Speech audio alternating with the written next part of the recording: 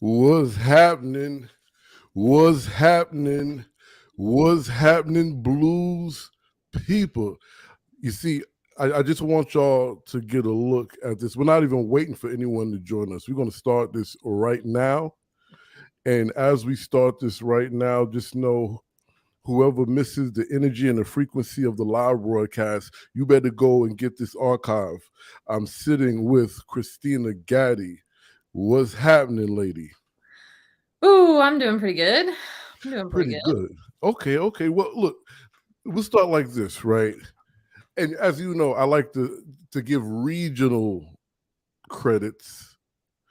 So Baltimore's own Kristina Gaddy, right? Because I met you in Baltimore. You did. We did. We met at the what was it? The American Folklore Society conference, Yes, that's right. 2019. That's right. 20 Yeah, years, something like that. Yeah. Yeah. yeah. Wow. Um, but I'm not allowed to say that I'm from. If you didn't go to high school in Baltimore, you're not allowed to say that you're from Baltimore. Doesn't matter how long you've lived here, Really? high school here.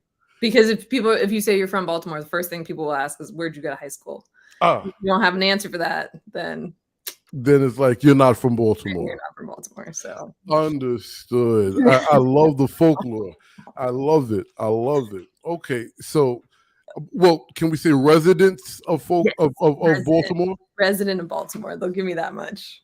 Okay, cool. Okay, so before we get into the good stuff, I got to give a couple of announcements. First and foremost, as we celebrate the Kentucky Tennessee emancipation, not necessarily Juneteenth, but August 8th, we'll be down in the black bottom of Russellville, Kentucky, with a blues festival that my organization partnered with the Sikh Museum as well as local and national and resident bluesman Michael Goff.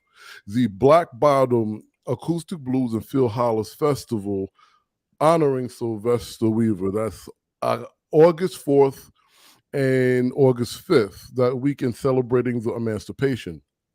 It is imperative that you all not only participate, but we are still taking donations and we're still looking for sponsorship, specifically because this year marks the 100th year anniversary of Sylvester Weaver's and Sal Martin's song that is the first vocal and single acoustic guitar accompaniment which makes acoustic blues, country blues, what it is today. All right. And then also, you need to go to Spotify, you need to go to Apple Podcasts, you need to go to iHeart, and you need to smash on that. You need to go to YouTube and subscribe. Okay. And now, with all that good stuff out of the way, let's get to what's really important. Miss Kristina Gaddy in this book, Well of Souls. So I'm gonna jump around a bit, right? Because I like it to be or look who's giving us a shout out. What's happening, Miss Jackie? Jackie, I got love right here for Miss Jackie. She told me not to call her that. I'm sorry. What's happening, Jackie? What's going on with you? I had to think. So, Kristina, you have this very detailed book. I like how it's set up. But before we get into the book, I really want to know your because I see them in the back as well. You deal with gourds as well as banjos, right? So what spawned this? Where did the inspiration of this instrument and your connection to it come from? Uh, I'm a fiddler more than a banjo player. Really? Yeah, so I grew up playing like classical violin and orchestra and all that. And my mom's from Sweden, so I started playing some traditional Swedish folk music with her. But then, my dad's family's from North Carolina and South Carolina on the border to North Carolina, and I have an aunt that plays bluegrass banjo. So I started kind of dabbling in some of that music too, and ended up moving to Elkins, West Virginia, playing a lot of old time music. And like a lot of people had that kind of preconceived notion that that style of music is, from the mountains or from the South. And it wasn't until Pete Ross, who's my partner now, told me about a black fiddler that's from where I actually did grow up, which is in Kensington, Maryland. And so this fiddler's name was William Adams, and he was from Kengar and from Maryland, and played what we would kind of consider, old time music. And that, even though I had seen like Carolina Chocolate Drops by that point, and I knew about, Black contributions to the music, it had never really struck me like, oh, here's this guy who's from less than a mile where I grew up, who was playing this music, was a fiddler, and kind of started me in on what's, more of that research angle.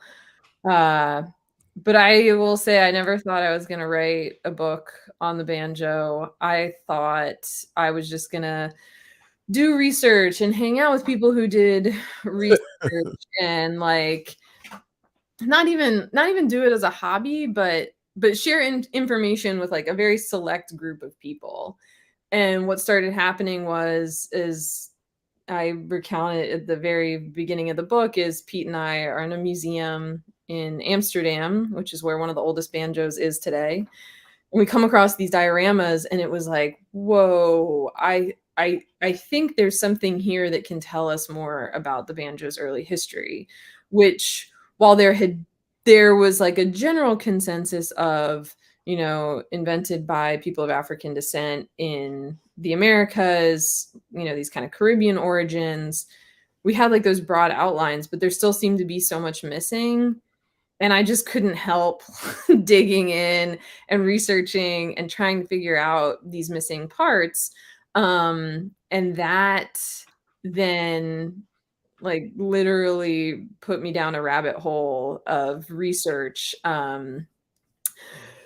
Also to the point where I was just totally obsessed. But again, I didn't think it was gonna be a book. I thought it was gonna be like presenting at places like AFS and, presenting at places like Banjo Gathering. And that would be it. And sharing it with those people. But as I got further and further into it, I realized this history was really important, and it is so important that it couldn't just be disseminated in that small, group, that it really needed to be something that was accessible to, basically everybody who wants to learn about it. Right. Well, so there's so much to unpack in that initial statement, right? And I love it because that's what this is about. I like how you said you just thought it would be something you'll be presenting at the American Folklore Society. So big ups to them, right? Yeah. But before we go into the a multi-layered statement of where it's traveled and how you actually were inspired to take on this lofty, right? This work has a lot of girth. Yeah, I don't know if it's lofty so much as it was crazy of just like, oh God, you're doing this? Okay. You're right. But one thing I did notice, which is why, well, I don't really want to set it up for you. I don't want to spoon feed it, but both sides of your family have a specific connection to a specific traditional instrument. And it's just kind of ironic how these things play out in your life. Care to talk about that?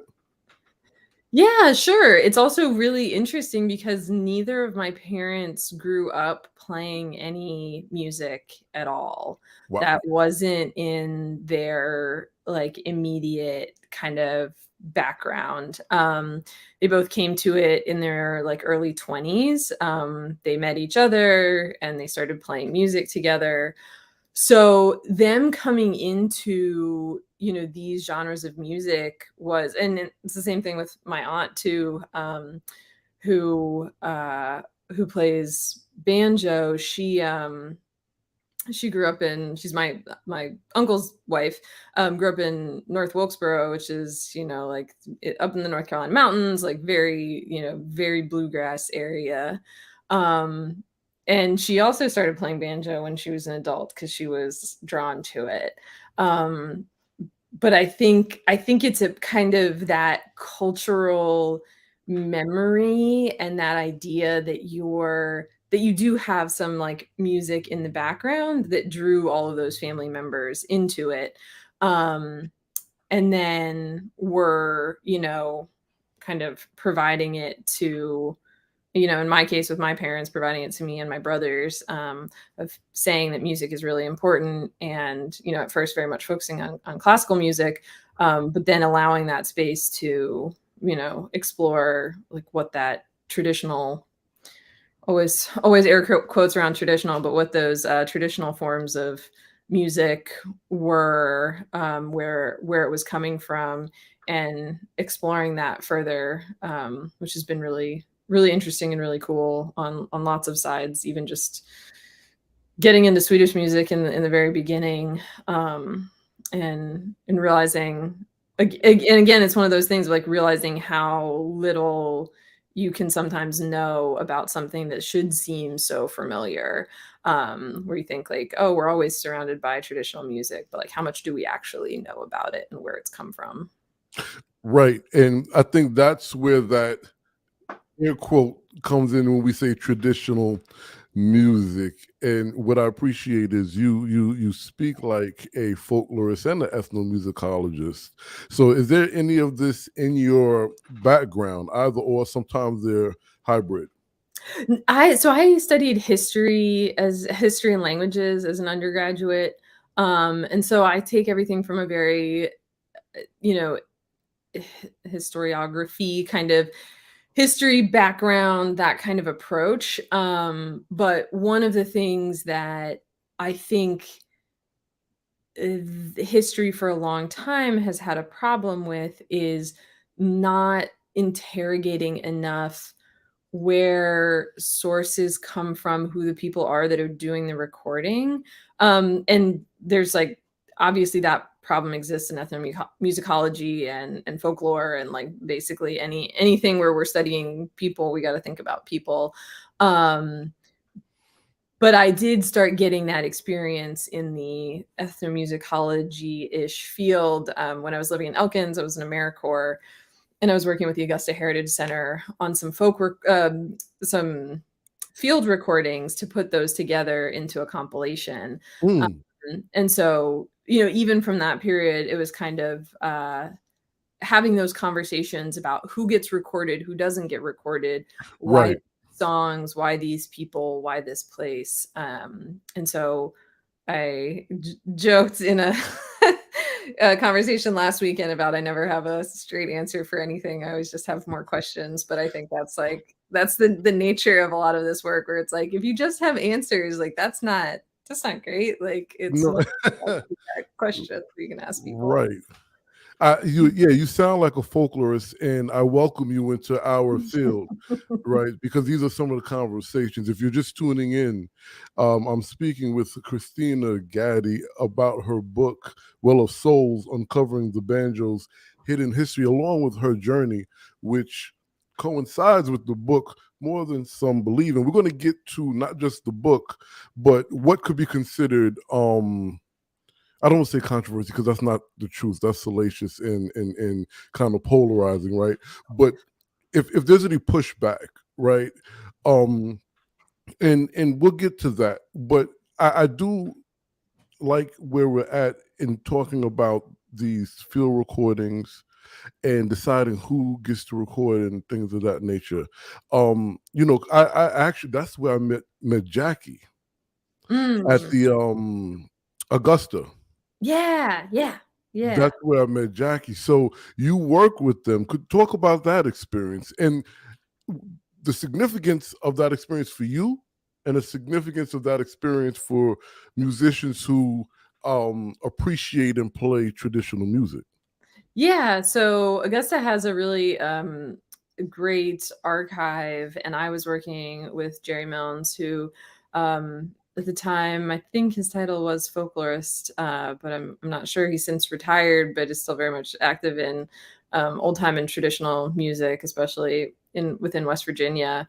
And again, I got kind of obsessed with the ideas of, the very regional style of fiddle and banjo music that comes from, not even just West Virginia, but like those kind of counties, Randolph County, West Virginia, and those fiddlers and those banjo players. And so it was really interesting to be able to do a deep dive. And I was doing it with a musician named Currence Hammonds, who's a relative of the more famous West Virginia Hammonds family, for the old time people that are out there listening. But what was interesting was we were putting together the liner notes for these recordings, and one of my jobs in working on this was writing down where these tunes were coming from, and their relationship to Currence as he was playing them.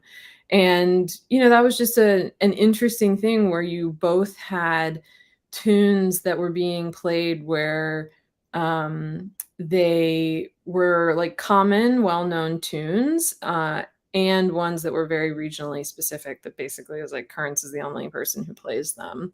And I think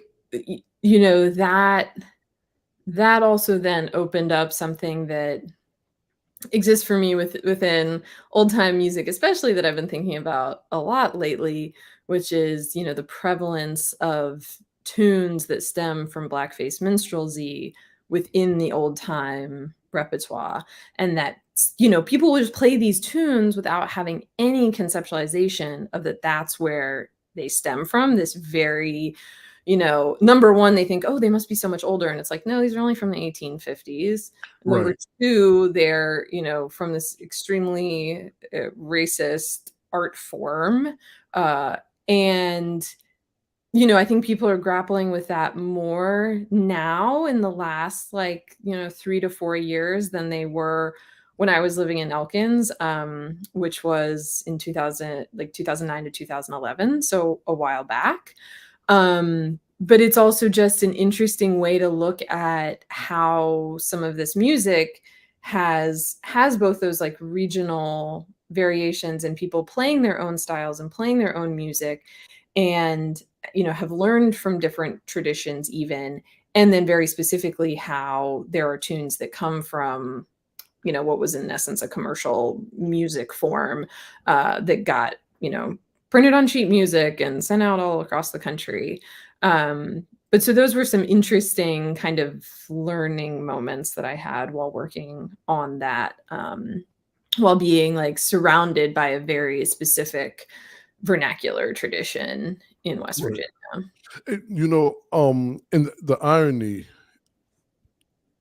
shameless plug, African American Folklorist magazine, and we have a section called Emerging Folklorists, and younger people that write for this, and older adults who believe they're amateur in the field, right?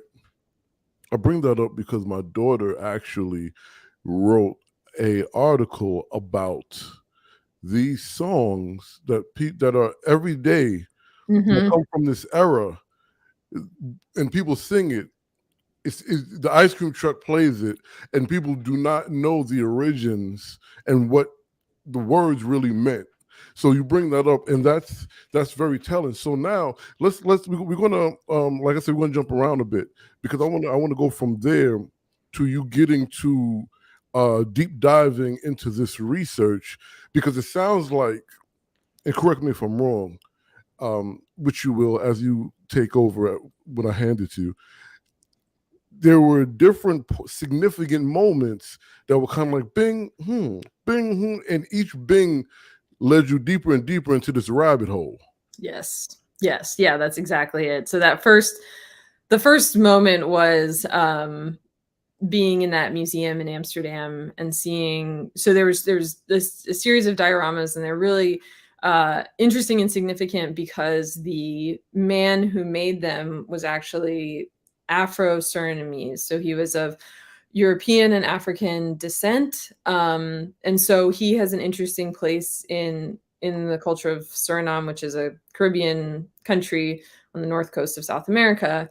And, because he's definitely not considered white, even though he's free and his, father is white, his grandfather is white. It's like, it's like going back generations. But his mom is of African descent, so he's considered of African descent. But he still has more knowledge and more insight into the culture of Suriname, the Afro-Surinamese culture, because of that lineage and heritage. So he does these, and this is also say he's also a great artist, and he does these dioramas with really amazing veracity. They're like as wide as, basically as wide as a dining room table, but they're not very deep. He makes a perspective so they look like it's a big scene going back, but they're only probably like that wide. And just amazing detail with instruments, with people's outfits and props and jewelry that the women are wearing. And the aha moment with that was not only that this piece of art existed that looks almost identical to an image from South Carolina from the 1790s, which was painted by a man named John Rose, of enslaved people dancing with a banjo and a drum. And so this diagram was like almost identical to that one in terms of the visual imagery. And and then the other kind of crazy moment is that diorama is depicting something that's called a banya play, and banya is one of the early words for banjo. So again, it's like, okay, what's going on here? Why does this have the same name as the instrument? And then the most amazing thing is that it's still, talk about folklore, it's still a living tradition in Suriname today. So there are ethnomusic or ethno danceologists, I don't know what they're called, people who study dance, and people who study art and people who study music who've been able to like trace this tradition as far back, even farther back than the dioramas, which are from the early 1800s, all the way through, post the end of slavery in Suriname, which happens in 1865, and through, the contemporary scene that exists today and the people that are working, to revive it, but also, traditions change, they evolve. And so what that looks like today, but that just became this amazing opportunity to investigate that dance and what its ritual spiritual significance was, what the purpose of the dance was, and kind of to try to take that and figure out, well, what can we learn about something like the South Carolina watercolor, and what can we learn about other accounts of the banjo, knowing how important the banjo was to these dances in Suriname, and kind of trying to build that all together. So that was like this impetus, this moment of being like, okay, I gotta figure this out. I have to do all the archival research. I have to try to put this puzzle together. And there were lots of moments, not quite as big as that one along the way, but little ones where I'd see the same thing appear in New Orleans as I had in Suriname, or I'd see the same thing appear in New York as in South Carolina, and the same words being used for instruments, the same, dances being described, the same songs being sung, all these kinds of things, and having that moment of all of this is more connected than we've kind of given it credit for, that we've assumed that it has been. And so we end up talking about traditions that our first image of a banjo is 1687 in Jamaica. And that banjo basically seems to be, because the original one is lost, but seems to be constructed the same way as the one that's on the cover of the book, which was collected 150 years later in Haiti. So the idea that these traditions can continue, but also evolve over time, but continue over that span of time is also, I think, one of the shocking things we think about the destruction of slavery and how many people were worked to death and died because of the awful conditions of slavery, and yet we can have music and culture and tradition that span those generations. And that was also a profoundly powerful thing to be thinking about while doing the research. Well, so again, if you're just tuning in, I'm speaking to Kristina Gaddy about her book Well of Souls, Uncovering the Banjo's Hidden History, as she encapsulates this, or summarizes, if you will, what happened to her in this, how can we say, rabbit hole, if you will, but she does it eloquently. So I guess at this point, my question would be, the name of the book. Why Well of Souls? So I had originally heard that idea of the banjo, so I'll also just say it's like there's a gourd banjo on the cover of the book, but just for the up close, gourd body, 4 strings, short, long.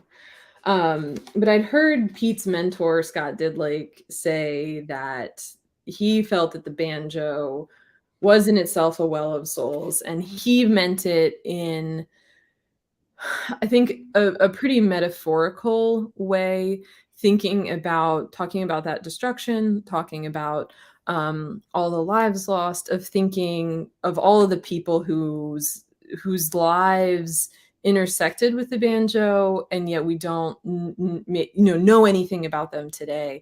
I tried to name as many people as I could that appear in historic accounts in Well of Souls, to try to say, like, these are the people that we know, these are the names that we know. But for example, the banjo that's on the cover, we don't know the name of the man who made it, the name of the man who played it. So that was kind of Scott's conceptualization of it, that it's a repository for all of these memories and for all of this experience.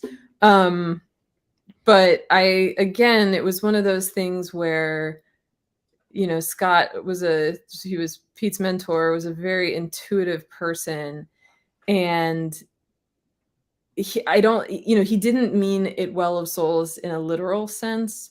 But as I started doing this research, that's what I realized that the banjo was, in fact. And I get into it in some very, a lot of detail in the book, and that's kind of where it builds to. But the idea as the banjo itself as being a vessel that would hold spirits, that would hold ancestors.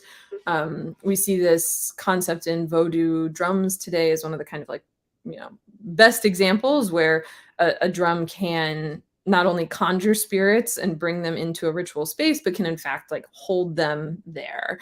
You have jugs that will hold spirits, and even people can hold spirits. And as I was doing this research, I was like, oh my gosh, the banjo is the same as the drums, right? That it was banjo and drum, those were the 2 instruments, and that the banjo itself served that same purpose as an instrument, not just a musical thing that we play, but in itself a ritual device that could hold spirits. So it's oh, I'm still here. What happened? I don't know. Am I still here? Yeah, I see you. Okay, sorry. My computer decided to freak out for a second. I guess that's what happens when we're live. Well, yeah, when we're live and we're talking about objects that hold souls. Yeah. Oh, there we go. Now I'm here. Yeah. So that it's amazing, because again, we're speaking the representation, or not even just the representation of something, but how what's the good word, a material item, if you will, an instrument, is representation in a culture, in its traditional belief, in its folk and spiritual belief, and how it actually materializes, how it plays a physical part, right, in the space, but Yeah. then it plays a part that is tangible, but not necessarily physical, if that makes sense.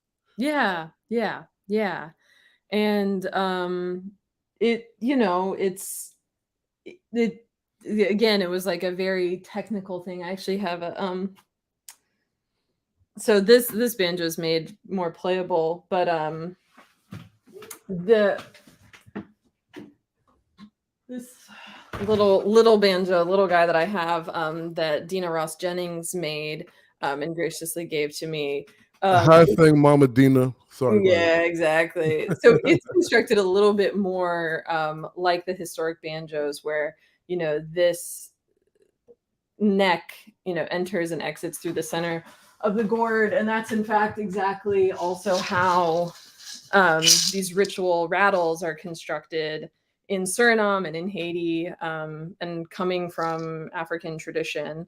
And so it was like these objects that we have that can tell us about history. And Pete and I've been talking to some a European music collection that may or may not have another early banjo. And in our conversation with them about viewing it and examining it, the curator just said, like, I just want to make sure you're not going to, mess it up at all when you're here, like that you're not going to take any samples of anything or, whatever. And I'm laughing because I was just like, no, like, absolutely not. And one of the things that I don't think I had like articulated super well until I started thinking about that ask from him was that the 4 early gourd banjos that we have, and there's only 4, even though there were more and they were lost over time, in these European musical instrument collections. And some of them have been rediscovered. But that of these 4, that those are the only objects that we have that are made by the people who played them themselves.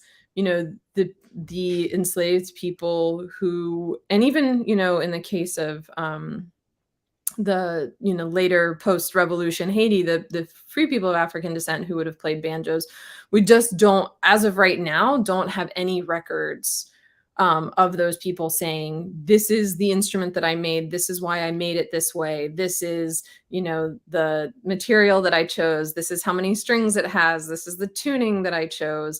We have none of that sourced from those people.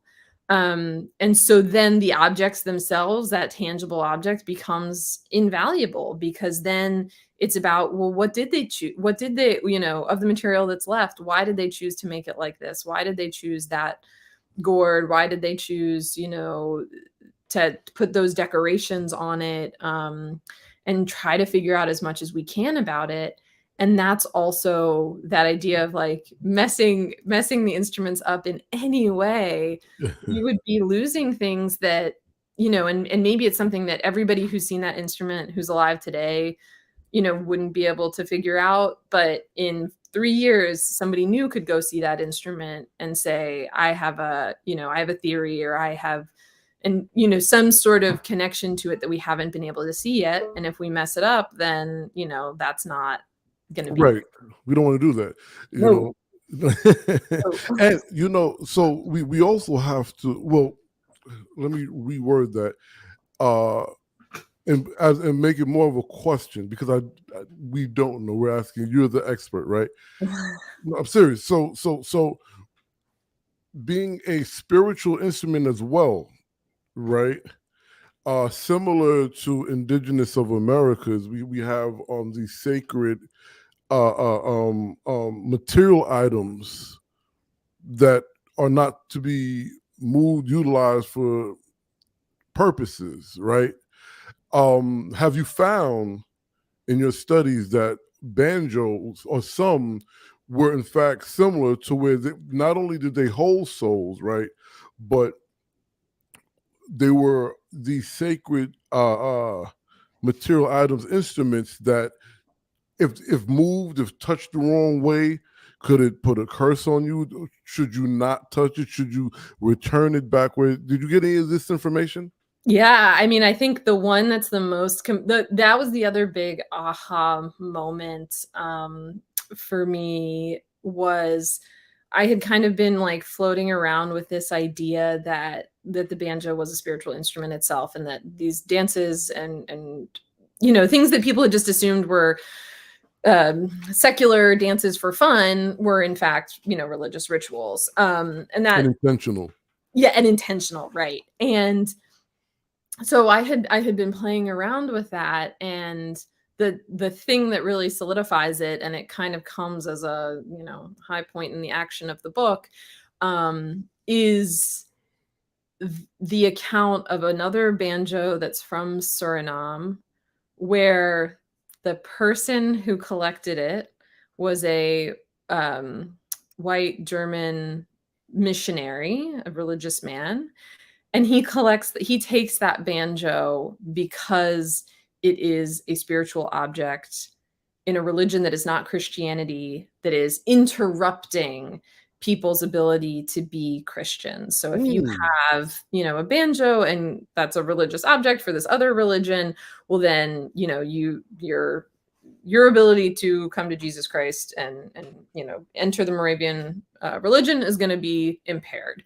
So I need to get rid of that. And he takes the banjo. Wow.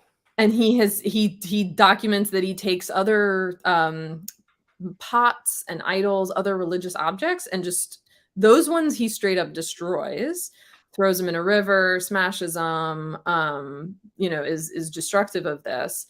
But the banjo, for whatever reason, he didn't leave a clear record of why he saved it, but the banjo he keeps and ends up donating to a museum, and which is now a museum that's in Berlin, Germany. But that idea that the banjo held so much power that he had to confiscate it was just really, really powerful and really key to being like, okay, yes, this idea that the banjo could, put a curse on you or could be used in a ritual that would bring, we see this a bunch of times over the course of the history of enslavement, which is that white people get very freaked out, as they should have been,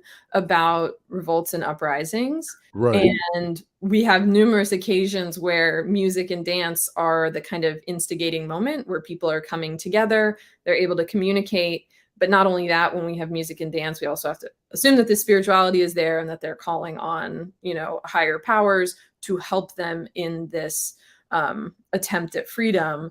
And so we also see the occasions of, there's another account of a banjo being destroyed by a white slave owner, also for he's not on the religious side of it as much as the missionary was, but he's on the side of, this is dangerous behavior. I do not want the banjo being around because it could kind of foment dissent. It would be part of, that was in Jamaica, so it would be part of Obeah.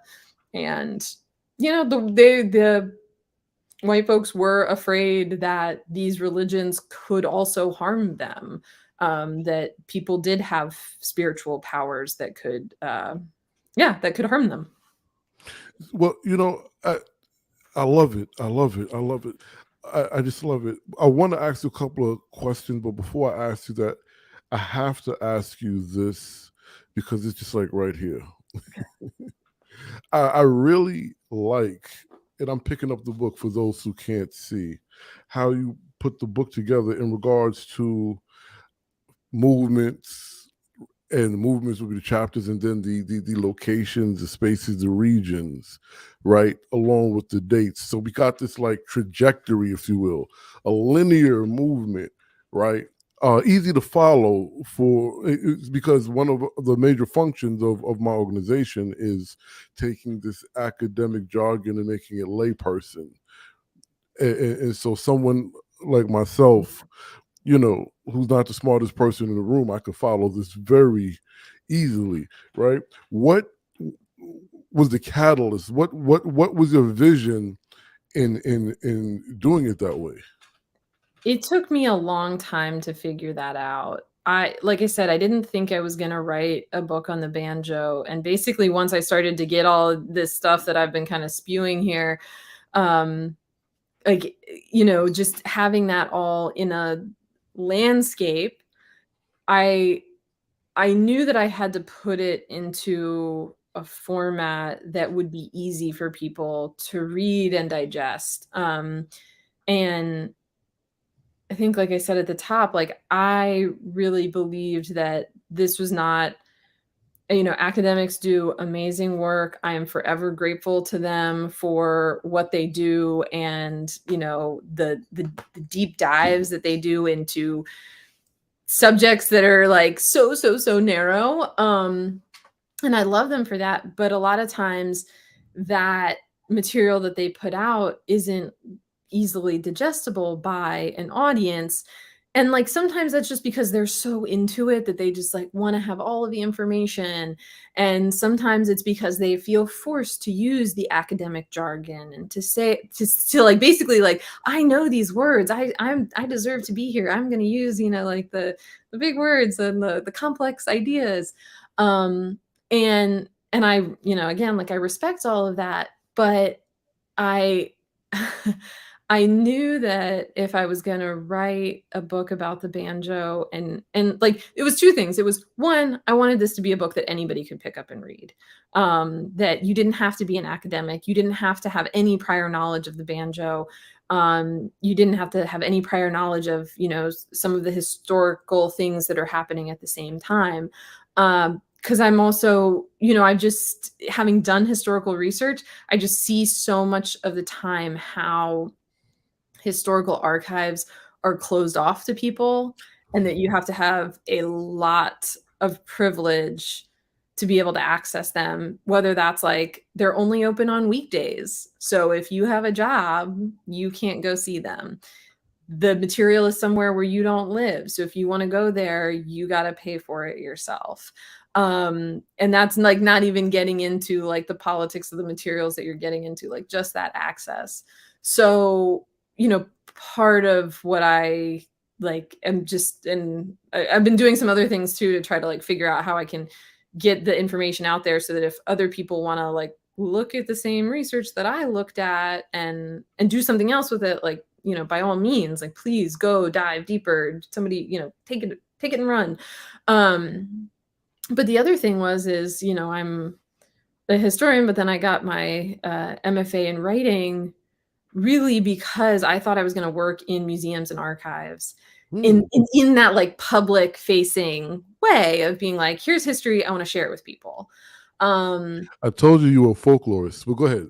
Yeah, I guess it is like, where's museum studies and folklore? Like, where's that overlap? But yeah, it was like, it's about like sharing it with the people. And I also then had that realization of like that so much of this history is just not accessible to people. And so I went to graduate school for writing very much in the like, I want to figure out how to write history in a compelling way so that people want to read it. And so approaching this book, that was really difficult because there is no main character. There's no like, we're only in this place, but over time, or we're only talking about this one instrument over time, or we're talking about this one person over time. There's no like central thing that keeps it going other than the question of what the heck is an early banjo and what, where was it used for? And so I ended up figuring out like how to bring those, basically how to make it readable. And this is also like, I take such a long time to answer every question, but the real answer is I was like, okay, significant banjo accounts. Let's focus on those over time. And so that each section, each chapter has, a banjo account, which is, a person that made that account. Who's that person? Why did they make it? What's their deal? Where are we? What's important to know? But then also in that, how much can I share about the life, a lot of, almost all of the examples in the book of the people making the accounts are white European men. And there's always more to find out about them than women, than people of color, like, enslaved people, right? But how much can we figure out about the banjo player, the person who would have been dancing or playing this music or singing this song? And so to kind of combine those two with the banjo account and just move through these accounts like that. And again, like it's definitely not every early banjo account. It's not even probably every significant early banjo account. I really had to choose which are the ones that I can tell a good story, which are the ones that can like fully explore this person, and which ones are the ones that kind of serve this story that I'm trying to tell about the spirituality of the instrument as well. Well, first I want to say that did I get to your question in the end? you did. I mean, it's ironic that you asked me that, because you said that I give these long drawn out answers. No, you're giving us the details that myself and my audience look for. This is what we come here for. This is the juice, the good juice, right? Good. Not the expose, but what really matters. Good. So now we can get to the slightly uncomfortable stuff, because when you think of and just in your earlier statement, your first statement, we speak about minstrelsy, right? And then in your last statement, you speak about most of these accounts come from white males. So I guess it's safe to say that anytime we speak about culture, but particularly the banjo, there's an extreme racial component to this instrument that kind of crosses continents, right? So here are two questions that are kind of like, they're not separate, but they're separate. Okay. On the one hand, those who have a decent understanding or believe they have a decent understanding of banjos only equate it to white bluegrass musicians. Then we have a white scholar writing about something and finds out all this other stuff, that obviously is troubling just based on your verbiage, right? Troubling based on how the people were treated who were using these, not all, but some, right? So that side, how did that feel? And then you can follow up with, was there any pushback from white or black or anyone in between based on you taking on such a monumental feat? I mean, this is not, we're not talking about something that goes back to the 1400s in one location, right? And when I say one location, like one continent, one state, you kind of had to go globally for this, right? Yeah. Right. So this is a big undertaking, Kristina. Come on.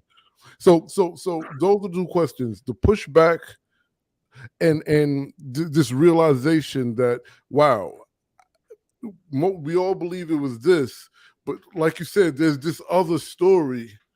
How did that feel for you? Yeah. So, and one of the things that I struggled with from the beginning, and also again on that, like, am I even going to write a book about this, was I am a white person. I am a white lady. Like I said, my mom's from Sweden. My dad's family has lived, on what was once Cherokee land since the, early 1700s. There are people in his family who were enslavers and owned other humans. And like that was all history that I knew, because you're not from North Carolina, and that's not part of your family story. And if it is, you are lying to yourself. Wow.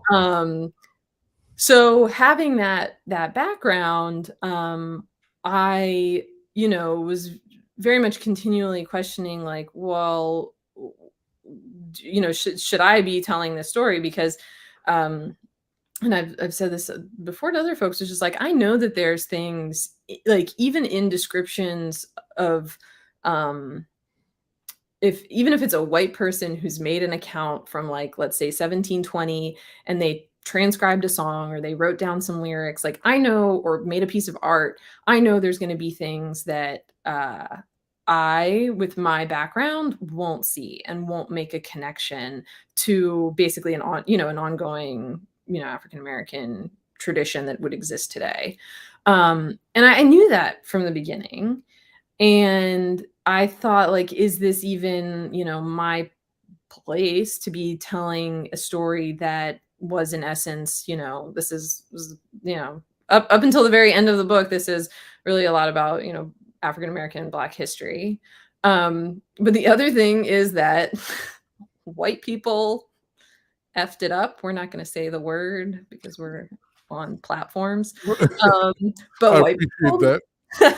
white people messed it up really badly. And not even just at the time making these accounts that were often derogatory, but into the late 19th and 20th century of denying this history and manipulating it. And again, like that doesn't even have anything to do, with minstrelsy itself, but like even post dating that, coming up with lies about, that Black people didn't play the banjo, or people starting to say like the banjo, it comes from Ireland, right?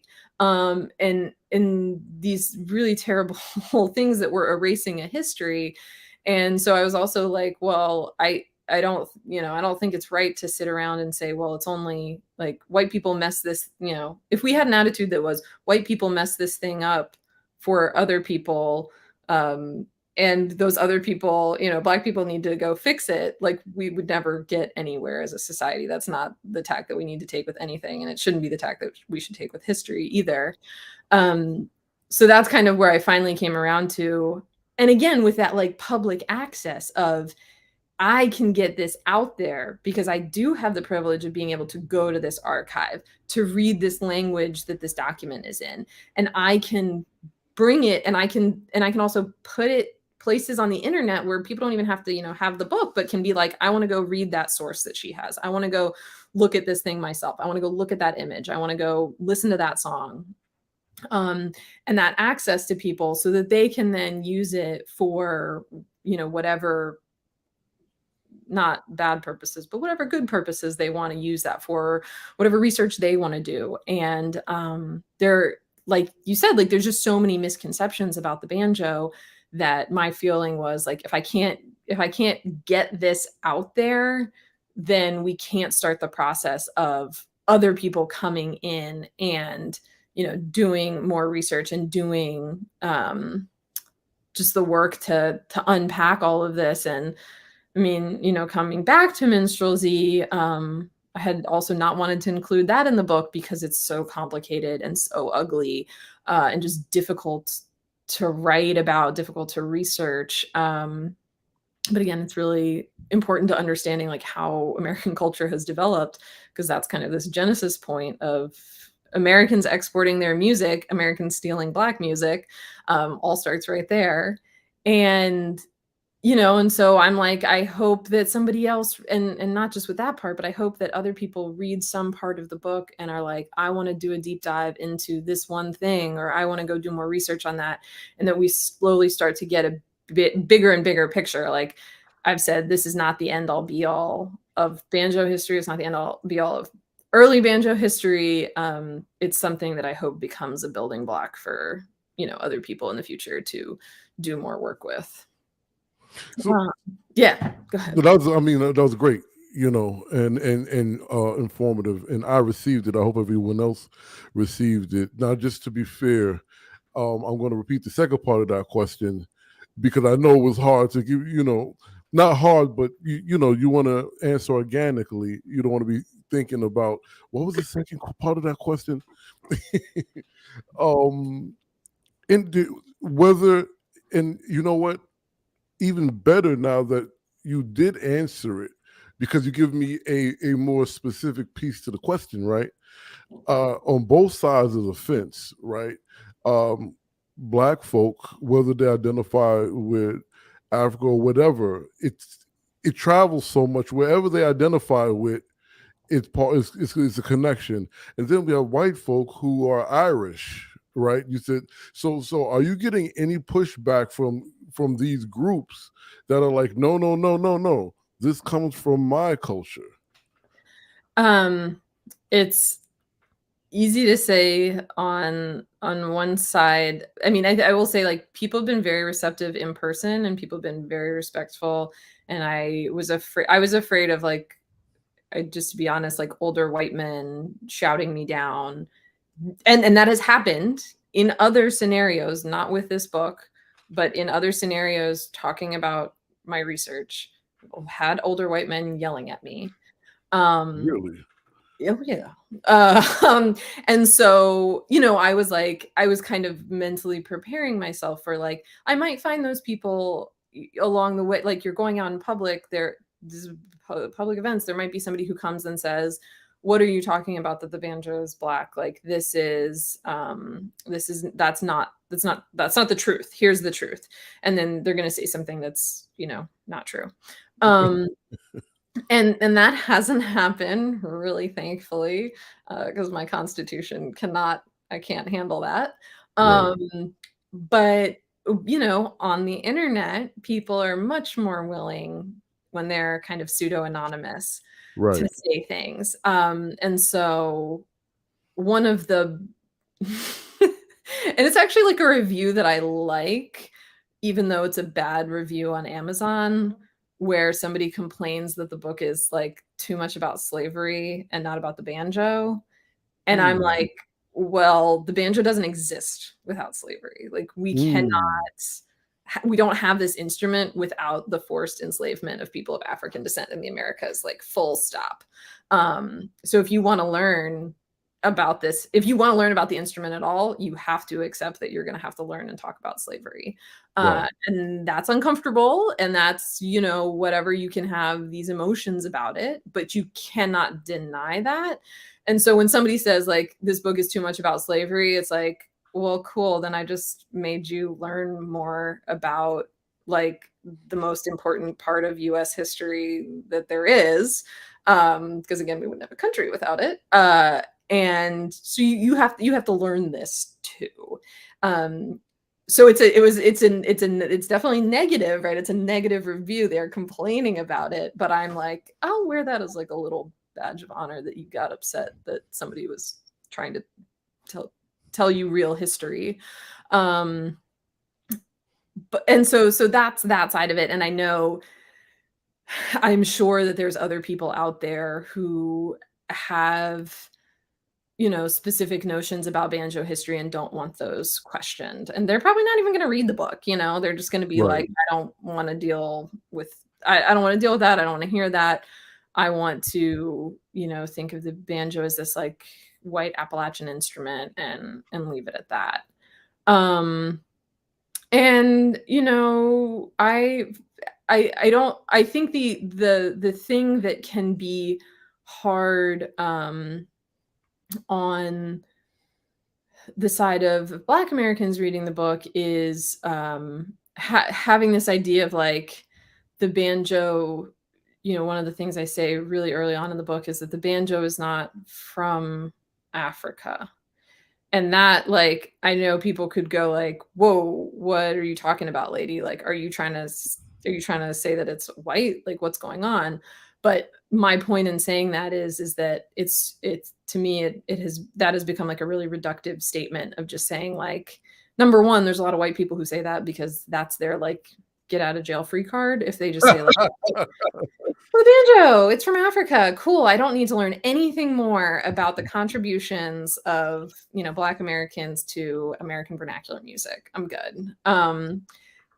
But the other thing is that I am like, we need more nuance than that, because there's no, the banjo as it appears in its earliest form does not appear anywhere in Africa, in any community, in any ethnic group, in any culture group. It is a new instrument. And so I don't have a problem with the banjo is African, rather than from Africa, as a linguistic thing, because it's like, yeah, it's African. Like, it wouldn't exist without people from different, groups in Africa being forced together in forced labor camps and being forced to learn new languages, make new foods, make new religions, because they couldn't continue their lives on as they had been, and they couldn't have the same instruments, and they couldn't have the same exact music or the same exact language. Like, that just doesn't work in the new context. So but I haven't gotten, there's no negative reviews of that on Amazon yet. That's good. So That's good. And again, if you're tuning in, I'm speaking with Kristina Gaddy, author of Well of Souls: Uncovering the Banjo's Hidden History, and we're having a great conversation about the journey to the book, journey with the book, and now we're talking about the responses of the book. And I don't want to keep you too long. However, I do have to, because you are a writer, and this is not the only thing that you write, right? And you made it kind of clear that these tenured white males, well, I don't want to put it, let me not be so polarizing with it, right, and salacious, but you did say you've had an experience or two, right? Let me not get WWE with this, right? Now, if you don't want to share on air, I get it. But if you don't mind, because that's one of the reasons why I began to take an academic approach, just to give you context of why I'm asking, and also to make you comfortable, so I'm not putting you on the spot. And anyone else who are listening, those of you that's been rocking with me for a while, you already know this. I was tired of tenured and academic, usually white males, questioning my validity, right? From a firsthand experience in my home, in my grandparents' home, et cetera, and they had 6th and 7th, and not all of them. The ones who were active participants, the white males that were active participants in the Black culture in whatever degree, I didn't have this issue with some of them, right? But majority of them seem to, one, want a jockey who was best to tell a Black story, two, want to question Black people or anybody telling a story that's not them.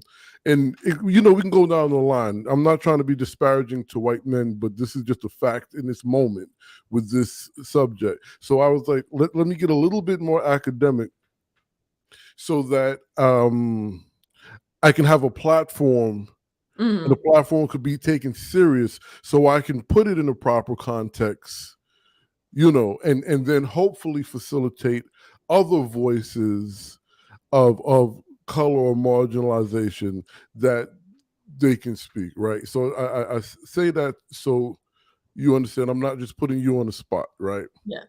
So now, a white man yelled at you about your work that they didn't agree with. Do you mind sharing that story? Yeah, and I won't get into like too many, specifics of course. why, who, and what, gossip hour. No, I'm just kidding. But it is, it's always a fascinating thing to me, because especially, and it was banjo related. I will say that it was about banjo in Appalachia, and it's something that is so tied up with people's identities. And to like go on a brief tangent, a friend of mine, who's a radio producer, and I did a radio piece on a Confederate statue in Baltimore before they had been taken down. And we were interviewing, some experts, and like it always came back to that idea of like, people have such strong ideas of who they are and what their background is and where they've come from, that as soon as you start to challenge, not like you're not challenging them, you're just saying you've been told something, or you believe something that we don't have, like we don't have the proof for that, we don't have the evidence for that. And when they experience that, they experience a lot of anger and upset because they do think that you're coming like at them. And to me, that's really mainly been the thing with Banjo, is that when you tell them something that contradicts the narrative they've been telling themselves, they believe that you are like attacking them and who they are. And it's like, no, I'm just showing you the evidence of what we have. And it just becomes really hard for them to deal with. And the like augmented problem of that is when they see that you're a woman, that you're a person of color, that you don't have the letters behind your name, whatever it is that makes them, feel superior to you, is that they're going to use that. And so instead of saying like, hey, Kristina, like your research, is, have you thought about this? Or like, let me tell you something that I found that kind of contradicts what you found. Instead of taking that tack to it, they say, you're not from this region. You're not, you didn't grow up playing the banjo. You're not from Appalachia. You didn't, you don't know this, or I mean, whatever, just like you're a woman, you're a woman and you're a feminist, and that's a problem. And it's like, I mean, the internet, it's a nasty place. Yeah. I didn't even laugh. You're like, okay, I don't know how to respond to that because, I recently, there's a lot that got cut from the book. But one of the things I got asked a lot when I was out doing book events was this very specific thing of like, but when does the banjo show up in Appalachia? When does the banjo show up in Appalachia? And basically, I had an answer to it, but it wasn't like this great, like, here's all of the evidence. So on my website, on my blog, I put up like, here's a bunch of, evidence. And, before the rise of blackface minstrelsy, the banjo was a Black instrument. And so the people, like, you would have to have people of African descent in Appalachia. They're the ones who would have brought the banjo there. Like, before minstrelsy, like that's the deal. And, at the end of it, I'm like, hey, if you have other evidence that you want to share with me, like share it with me. I'm happy to receive it. But like, then there, and I don't know, it gets messy. But I'm always happy. Like if somebody, if you want to bring evidence that goes against something that I've written or said or whatever, like I'm happy to receive that, because what I want for all of us is the most full picture. Yes. History and what we're doing. And so if you shut me down because you don't agree with me for some reason, or somebody shuts you down because they're like, you're not a real scholar, you don't have the letters behind your name, whatever, you haven't had that education. It's like, well, that how does that actually relate to, the things that substantially the things that I'm saying? And if it's not, right. then, yeah. Right. It's a personal attack. It has nothing to do with what we're discussing or trying to figure out together, right? Yes, I agree. Together, that like collaboration, like again, like if somebody has something that they, want to share or want to contradict or like whatever it is, I'm super open to hearing that. And that, and so it's also like sad to me when people are so like defensive or like, like, no, this is my territory and I don't want to hear what you have to say. It's like, why? Like, let's learn as much as we can. Let's spread as much information as we can. Yeah. Well, that also relieves people of the sense of entitlement and control of a narrative. So there's that, and then the I hate to say it, but it also, everybody, how can I put this? Well, I shoot from the hip. It also puts into question someone's 30, 40-year tenure track It's like, so all these years you've been telling us this, and it's really this, but that's neither here nor there. Yeah, I mean, Use about- I'm also like, if you've been saying the same thing for 30 or 40 years in your tenure track position, gosh, we're going off the rails here, But I'm just like, if you're just saying the same thing, if you've been saying the same thing, and somebody else comes in and is like, hey, what about this evidence? Then it's like, well, I as a person want to continually be learning and exploring. And like I mentioned, this new instrument that's turned up in Europe, like it could in fact change some stuff, or it could not. But like we have to explore all of the venues and all of the avenues, maybe is what I was thinking, of like what's going on with that instrument. And like maybe we won't have a conclusion, maybe we'll just have a broader picture, but we can't just be like, oh, this doesn't look like I think it should, so therefore it's not a banjo, or this doesn't, whatever, this doesn't conform to my idea, and therefore, but it's like you got to keep looking and you got to keep reevaluate. I mean, it's just like being a human, right? We got to keep learning, we got to keep reevaluating and thinking about the ideas that we have, the positions that we hold, and learning more. So, yeah. So, with that being said, I'm going to present to you my last official question before my unofficial question. Is there anything that you thought I would ask or wanted me to ask that I did not ask? No. I don't think so. This has been great. Okay. I'm always like excited about talking to people and figuring out what they're most interested in and what their angle is. So yeah, no. Cool. So even though I have it here, is there anywhere else to find you besides your website and Instagram? Those are the two good places. Those are where I hang out. Yeah. All right. Well, I applaud you. Thank you for coming on the show. Thank you for the book. Having me. I dig it. Thank you very much. Yeah. And thank you for happy to spread the banjo gospel. Oh yeah, I got a banjo right here. I literally got an Arnold Schultz scholarship from the banjo, or was it the International Banjo? International Bluegrass Music Association. Thank you. I should know. I should be able to say that like this because it gave me a scholarship. Where's the camera? Forgive me. But see, you knew Arnold Schultz's name. That's the. Of course, I have to. I'm in Kentucky. Yeah, it's important part.